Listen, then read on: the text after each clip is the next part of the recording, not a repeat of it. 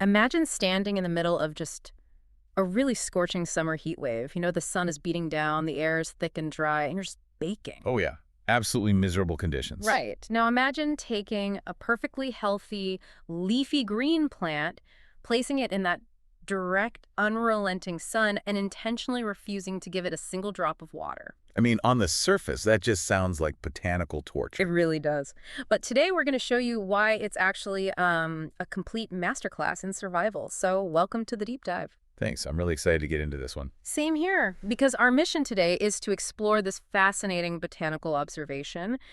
We're going to examine how one specific, surprisingly beautiful ornamental plant, the Golden Penda, basically battles scorching heat and intentional water stress. Yeah, and the incredible, almost alien chemical defense mechanisms it uses to survive all of that. Exactly. So get ready, because we are taking you straight into the crucible of a deliberate drought. It really is a profound shift in perspective. Yeah.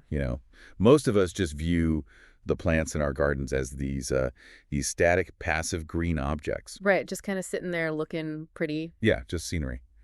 But when you observe them under severe controlled stress, you realize they are fighting this highly dynamic, microscopic battle for survival every single day. To really appreciate that battle, though, we first have to look at the catalyst.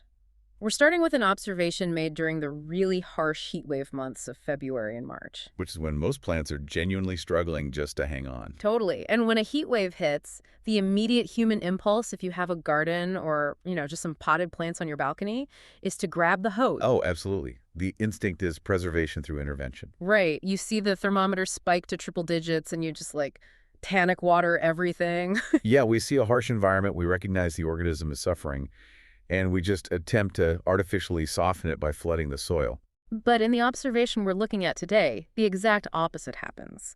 Instead of watering more, daily watering is intentionally reduced for selected plants. Which is such a counterintuitive approach. It really is. I mean, they are purposefully held back from getting the moisture they desperately need, just to see how they adapt. And I have to push back on this a little bit. Okay, go ahead. If the goal is to see how a plant survives, isn't starving it of water during a massive heat wave basically just guaranteeing it dies? I mean, it's like taking away a marathon runner's water bottle at mile 20 in Death Valley just to see how they cope. That's a really intense analogy. But why push a plant like this? Why not just observe a natural drought? Well, it does sound incredibly severe when you frame it as taking away a runner's water. But if we connect this to the bigger picture, a natural drought is chaotic. Chaotic how? Scientifically? Exactly. There are simply too many unseen variables in a natural drought. You don't know the exact depth of the soil or the precise onset of the dry period. Oh, I see. Yeah, or what hidden moisture reserves might be trapped deep underground that the plant is secretly tapping into. Right, so you can't really track what's saving it. Precisely. By creating a controlled, localized crisis, intentionally cutting the water during a documented heat wave, you isolate those variables. You essentially force the plant's hand. Yes, you force it to reveal its hidden biological protocols. Yep. We aren't looking at how it thrives in a pampered environment.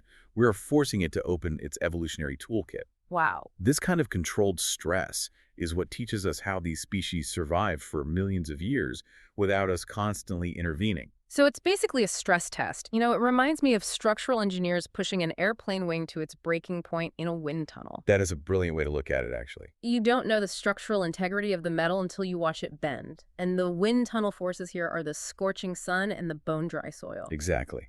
The deliberate drought strips away that illusion of fragility we project onto plants and reveals their raw resilience. Okay, so the crisis is initiated, the heat is on, water is cut off, and the subject of this intense stress test is the Golden Penda, or, Xanthostemon chrysanthus for the botany fans out there. Yes, the Golden Penda. A really fascinating subject. And it turns out it doesn't just sit there and quietly wither away. It actively changes its chemistry to fight back.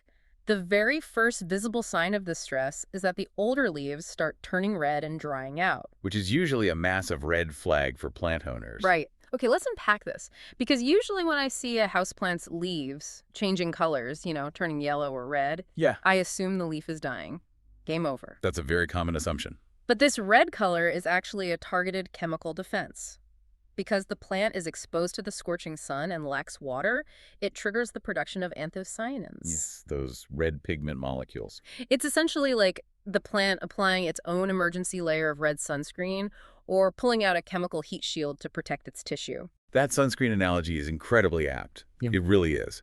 But the why behind it, why it desperately needs that sunscreen, is where the true biological marvel is. Okay, lay it on me.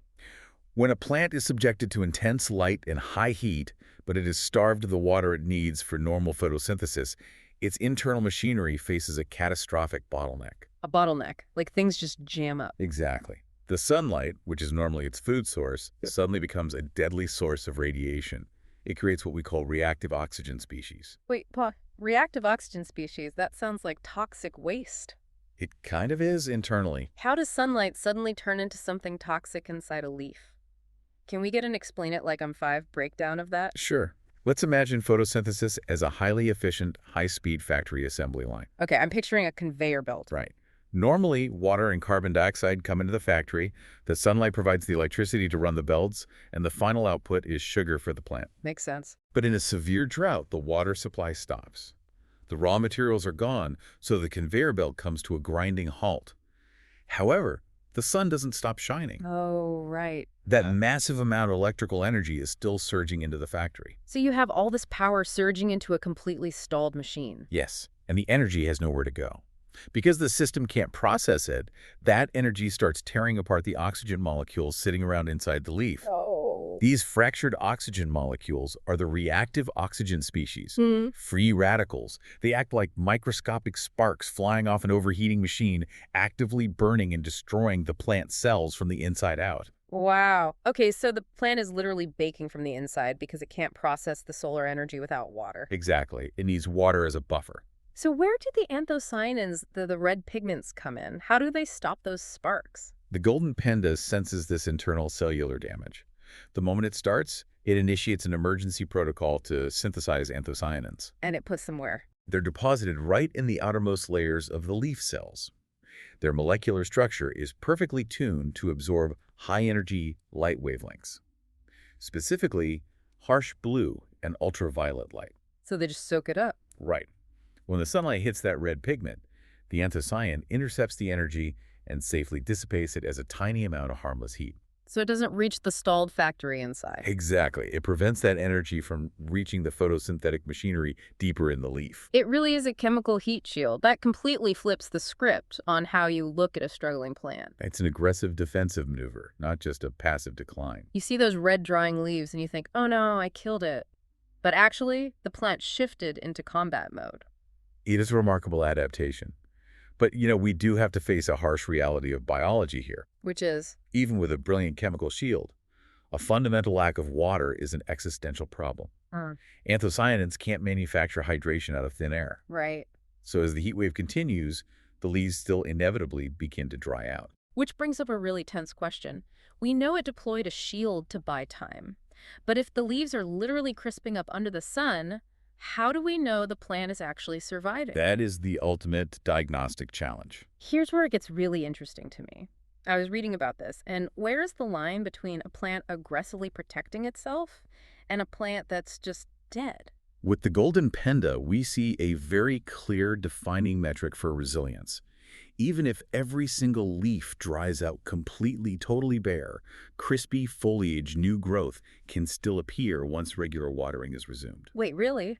Even if it looks totally dead to the naked eye? Yes, it can bounce back. But there is one absolute non-negotiable critical condition for survival.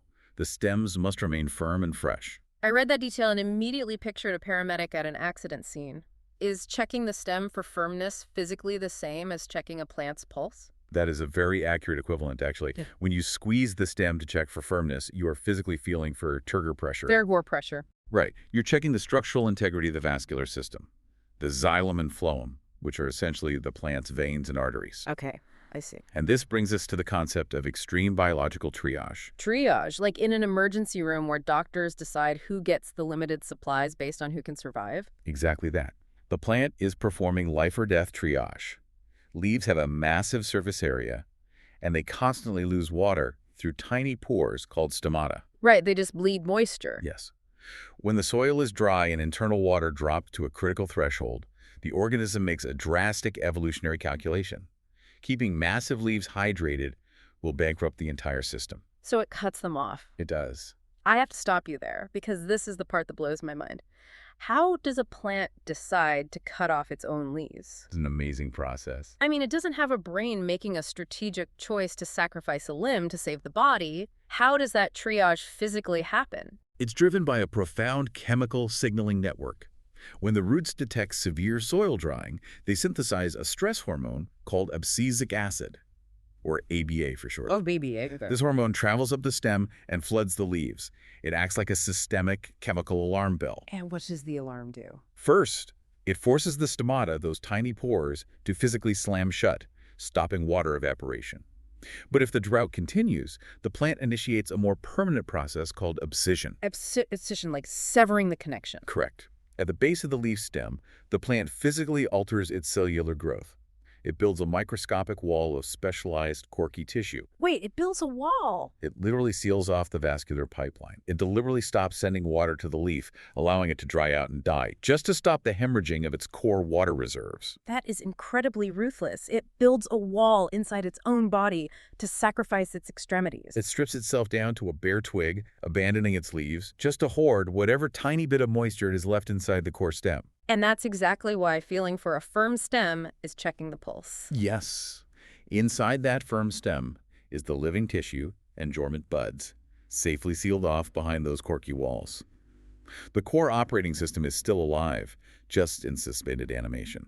But if the stem snaps? If it goes brittle and snaps, the vascular system has collapsed and the organism has failed. But until that breaking point, it's just waiting. The patience involved is staggering. It willingly strips itself bare and just waits out the blazing heat wave, trusting the water will return. And when the drought finally breaks, it detects the influx of moisture. And then what? Boom, back to life. Pretty much. It utilizes those fiercely guarded core resources to activate the dormant buds, push out new leaves, and completely rebuild its canopy. It's a stunning display of survival logic. So what does this all mean for you, the listener? Because let's be honest, unless you're a dedicated ecologist, you probably aren't setting up controlled drought experiments in your backyard. Probably not, no. But understanding this intense survival mechanic translates into a brilliant practical takeaway for everyday gardening. Because the Golden Penda isn't just some ugly weed. It's a highly sought-after, beautiful ornamental plant. Which is a rare and fantastic combination. In landscaping, there's often this frustrating trade-off.